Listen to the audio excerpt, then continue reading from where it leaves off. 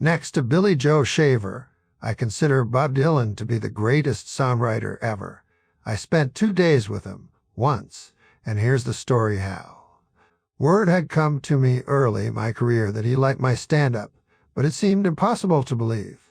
I was asked if I wanted to have lunch with Bob Dylan at his home. Asked if I ate meat. Thought I should say no, but said yes. When people say surreal, they mean real. It's just most of your life is not very real, just repetition and routine. I went to his house and I met him. Only musician I ever met was one of my best friends, Billy Joe Shaver. And I told Dylan, and he laughed and said he loved Billy Joe. Then he left and came back with an old vinyl of Honky Tonk Heroes and put it on, and we listened to it all the way through and didn't talk. Then he talked to me at length. At length. When Bob Dylan speaks, his words seem chosen long ago. His sentences are spare, and he looks right at you, and his countenance is stone. He spoke to me for many hours over 2 days. There was no alcohol or drugs consumed. He was interested only in writing. I remember wishing I had secretly recorded him, and I remember trying as hard as I could to remember every word he said. I remember he talked over and over about verbs and about verbifying, how anything could be verbified. He asked me my favorite book of the Bible, and I said Job. And he said his favorite was Ecclesiastes. He then told me that the book of Job I was familiar with was not the original, and then he told me the original. I began to notice his speech was naturally rich with imagery, and that listening to him had a mesmerizing effect. I noticed when looking at his face while listening to his words that it was like looking at an impressionistic painting. I cannot repeat any of what I heard that evening, but he invited me to stay the night, and we ate dinner in silence.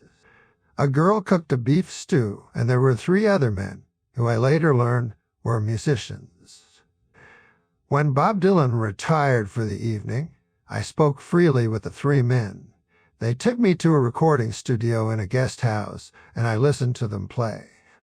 I asked them for their favorite Dylan stories. They told me, and the night happened, and I didn't sleep.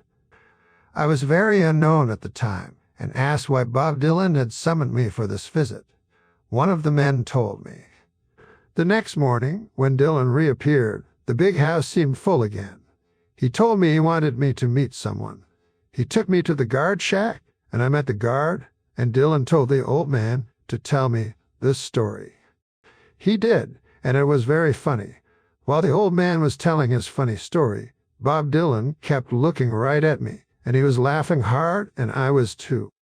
It was very funny. We went back to the house, and Dylan poured 2 cups of black coffee, and we each drank coffee. And that is when Bob Dylan began speaking about being a writer. He said most writers were what he called stenographers. He would put a record on his player and have me listen to it. He would have me silently read a passage from a classic book. Then Bob Dylan would explain why this was not writing, why it was stenography. One piece of fiction he had me read was one of my favorites. I saw that I had been wrong about one of my favorite pieces of fiction. Bob Dylan showed me how I had been deceived. I told him that I understood, but I did not, and I lied to Bob Dylan. A week later, I understood and phoned him and explained, and he laughed. I don't want to say what Bob Dylan said to me, but one thing that he gave me permission to tell my friends was, don't be fooled by typists. He told me in the original, job is left unrewarded at the end.